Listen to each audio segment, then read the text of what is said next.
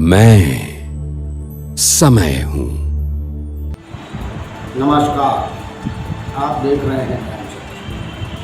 आपने देखा उत्तर प्रदेश के जनपद खीरी लखीमपुर में किस तरह किसानों का नरसंहार हुआ और उसके बाद एन केन प्रकारेण मामले को रफा दफा कर दिया गया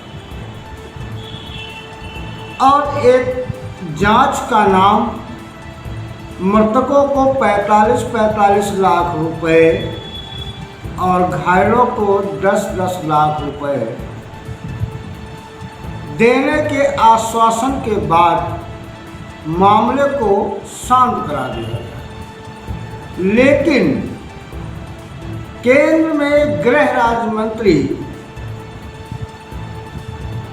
एवं उनके बेटे, जिसने ये लखीमपुर के तिकोनिया में नरसंहार किया था,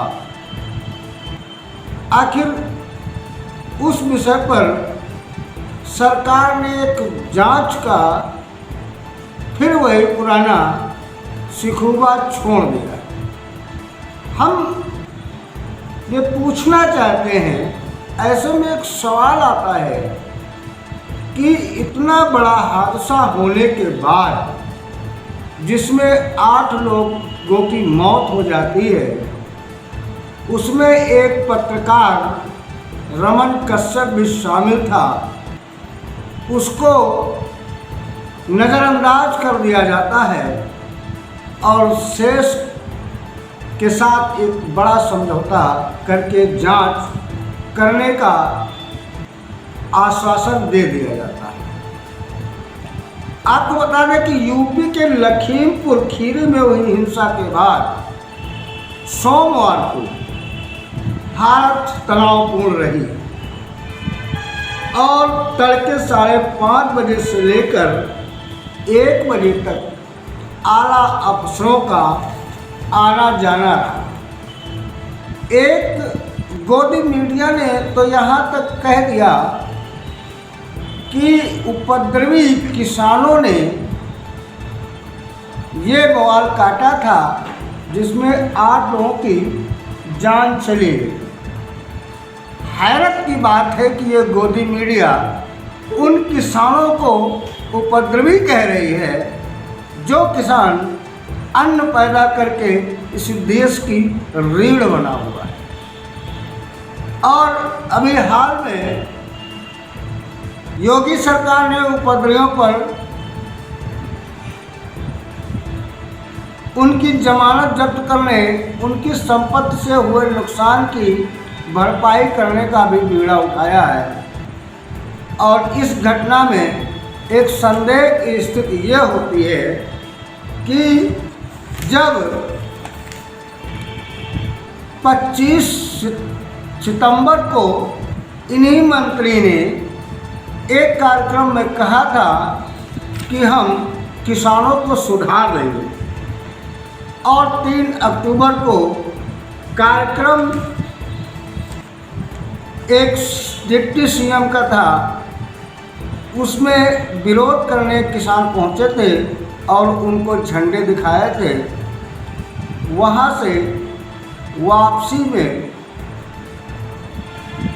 पीछे से आ रहे आशीष मिश्रा नामक व्यक्ति ने 5 गाड़ियों के काफिले के साथ किसानों को रौंद दिया गया था।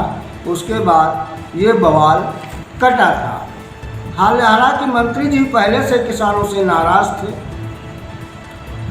अभी हाल में एक फुटेज जारी हुआ है जिसमें साफ साफ नज़र आता है कि किस प्रकार काफिले के साथ आगे जा रहे किसानों के ऊपर गाड़ियों से टक्कर मारते हुए आगे निकल जा रहे हैं। तो अब आप बताइए, वो जांच का विषय क्या मतलब? क्या ऐसी जांच होगी कि किसान मरे कि नहीं मरे, किसान घायल हुए कि नहीं हुए, गलती किसकी थी, आशीष की थी या मंत्री जी की थी? हम ये कहते हैं घटना हुई, ये सारे वीडियो दिखा रहे हैं, फुटेज सामने है, तो कार्रवाई क्यों नहीं? आखिर मंत्री जी को सस्पेंड क्यों नहीं किया गया?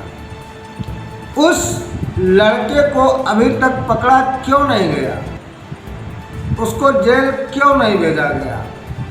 हालांकि सभी इस घटना को लेकर सभी राजनीतिक दलों के शीर्ष नेताओं ने जमकर बवाल काटा, जिससे लोगों को परेशानी भी झेलनी पड़ी।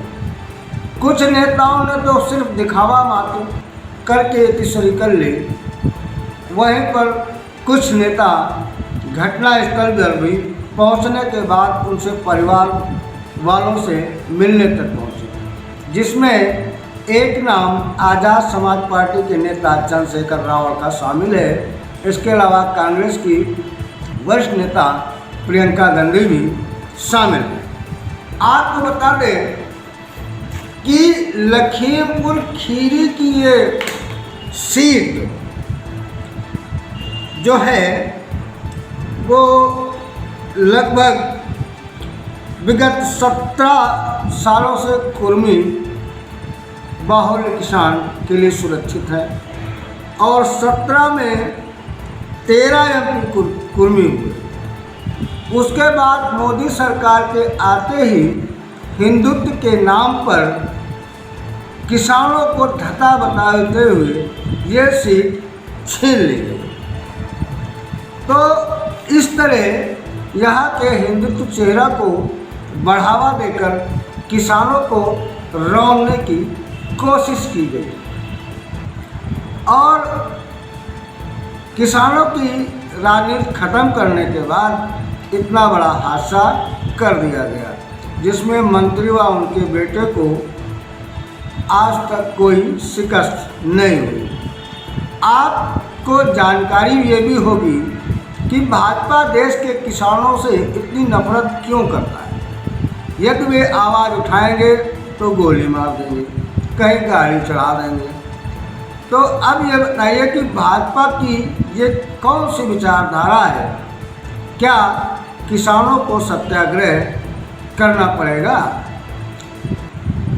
इस हुए नरसंहार में जगह जगह बैरिकेडिंग के अलावा पुलिस से झड़प होने के बाद मामला को किसी तरह सुलटा लिया गया। आपको बता दें, मरने वालों में लखीमपुर खीरी के तिकोनिया कांड के मृतक किसानों में दलजीत सिंह 32 वर्ष, सनाफ हरजीत सिंह निवासी नानपारा जिला बहराइच। दूसरे नंबर में गुरविंदर सिंह 20 वर्ष, पुत्र सतविंदर सिंह निवासी नानपारा जिला बहराइच।